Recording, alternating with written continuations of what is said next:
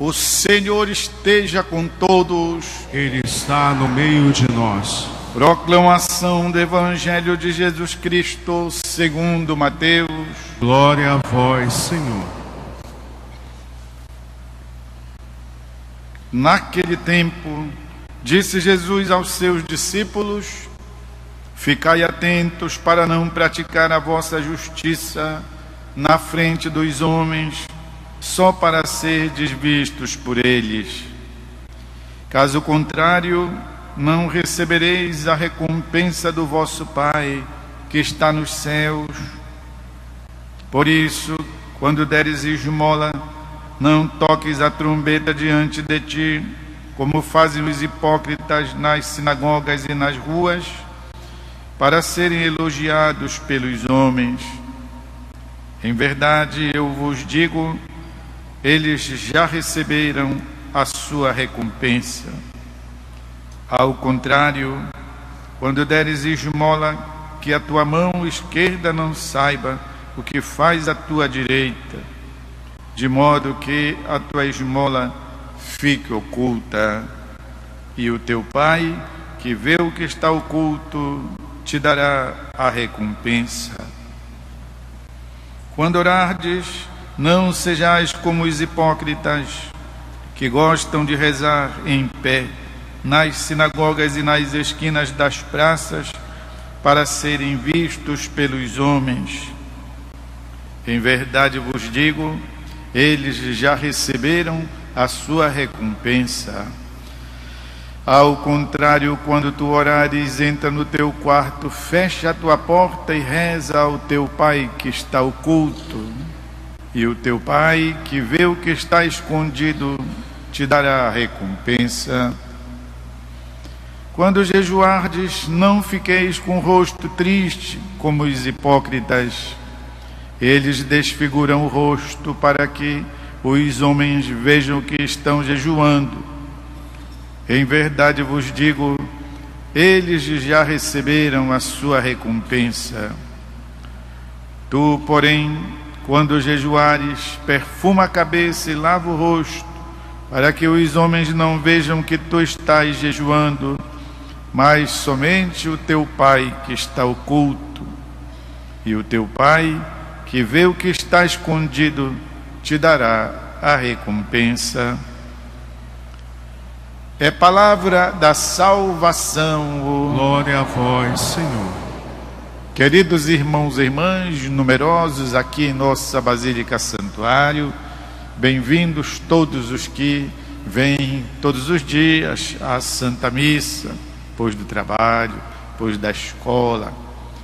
Bem-vindos aqueles que hoje vieram também para participar da adoração.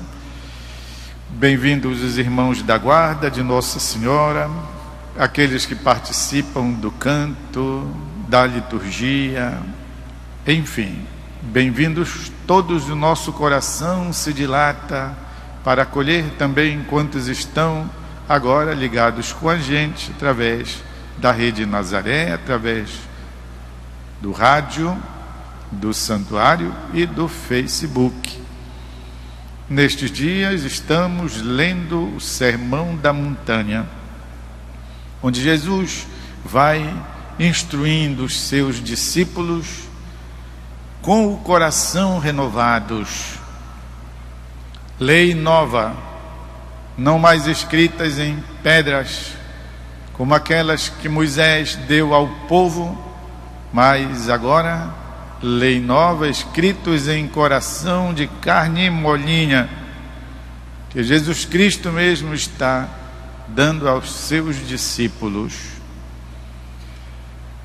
E hoje Jesus está nos preparando para rezarmos o Pai Nosso, que será o trecho de amanhã. Está nos preparando no Sermão da Montanha, já estamos no capítulo 6, são 3 longos capítulos, Sermão da Montanha, 5º, 6º e 7º, já estamos no 6º. E hoje aqui na nossa liturgia é Quaresma. Por que é Quaresma? Porque Jesus toma 3 assuntos que são muito estimados próprios do tempo quaresmal. Mas, seja dito, todo tempo é tempo de praticarmos estas virtudes que são próprias das pessoas religiosas autênticas: a oração, a esmola, o jejum. São como alguma coisa que tem 3 pés, 3 pernas, um tripé. O tripé, se falta uma das pernas, cai, não se apoia sobre 2. Definitivamente, ou são 3 pernas ou nenhuma, vai para o chão. Assim, a atitude da pessoa religiosa. E Jesus fala amplamente, dá exemplos para os seus discípulos. Por isso, não sejais como os hipócritas que assim rezam ostensivamente nas ruas, nas praças, para que as pessoas vejam: olha como é uma pessoa de oração, olha como reza para chuchu. A oração. Depois também, quando orardes, não sejais como os hipócritas. E depois, quando jejuardes, não sejais como os hipócritas. Oração, jejum, esmola. Meus irmãos e irmãs, nós poderíamos fazer, e existem, comentários, tratados sobre estes 3 gestos, estas 3 atitudes, esse tripé da vida do homem e da mulher que temem Deus, que vivem segundo Deus e que por isso mesmo são filhos amados, são bem-aventurados de Deus. Assim, todos os que buscarmos fazer desta maneira, também seremos bem-aventurados. Ficai atentos para não praticar vossa justiça diante dos homens. E assim, recebendo o elogio deles, já receberam também, junto com os elogios terrenos, com o reconhecimento humano, já receberam a recompensa. Assim, quando deres esmola, assim, quando jejuardes, assim, pois, quando orardes. Se nós prestamos atenção, estes 3 componentes da espiritualidade cristã são fundamentais. Quase não aparecem, e, no entanto, todos transparecem da vida de uma pessoa que ora, de uma pessoa que faz o bem, de uma pessoa que se controla. Embora não ostentando, transparece do modo de viver da pessoa. A essa transparência chamamos de testemunho. O testemunho é algo que nós percebemos até mesmo de maneira silenciosa, de maneira indireta. Não precisa a pessoa fazer um discurso que ela reza muito, que ela faz muita caridade, que ela se mortifica. Os outros sabem. E isso transparece do modo como a pessoa conduz sua caminhada. Onde está, pois, a crítica que Jesus faz aos fariseus, aos hipócritas, às pessoas religiosas do tempo dele? Aliás, tornou-se uma regra geral, não para os piedosos judeus, mas para aqueles que queriam se ostentar. É que eles colocavam toda a esperança deles na simples prática do exercício religioso. Fez jejum, está salvo. Deu esmola, está salvo. Rezou, está salvo. Não interessa como está por dentro o coração do que reza, do que jejua, do que faz esmola. O importante é como Jesus diz aqui, ser reconhecido pelas pessoas. E exatamente Jesus critica as autoridades religiosas e aqueles que iam na conversa delas, que era exatamente de parecer para as pessoas. Parece que isso produzia assim um maior efeito na autoridade, na vida destas pessoas que eram graduadas, e geralmente porque mantinham estes postos, eram também muito bem de vida, ricos. E sendo assim, juntava-se a autoridade moral com a autoridade econômica, que é também em que consiste a autoridade política.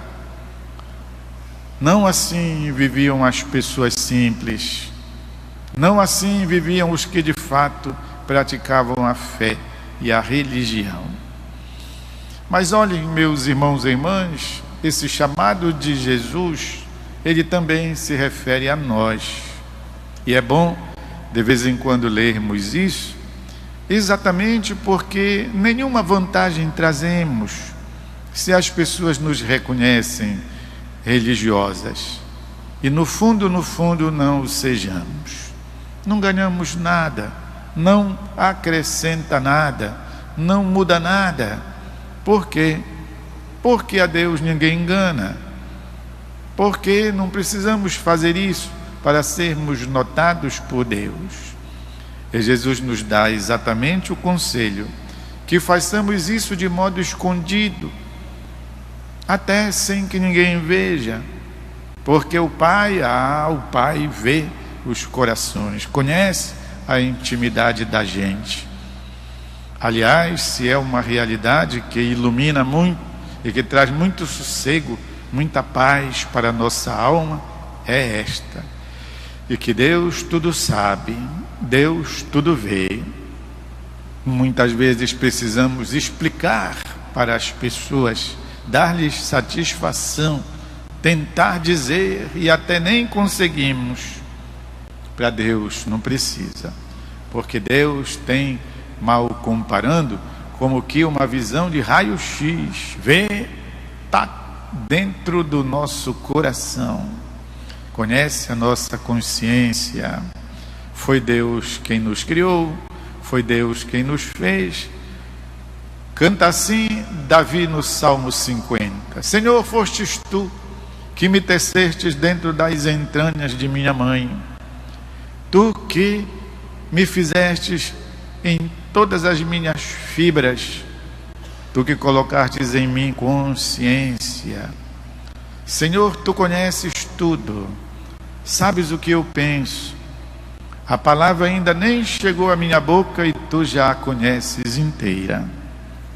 Deus nos conhece, Deus conhece o nosso coração, e Ele sabe até distinguir entre os corações daquele que erra, que peca, mas que exatamente faz penitência, faz jejum, ora, dá esmola, do coração daquele que não faz nada, daquele que não se move, que de fato não transparece boa vontade.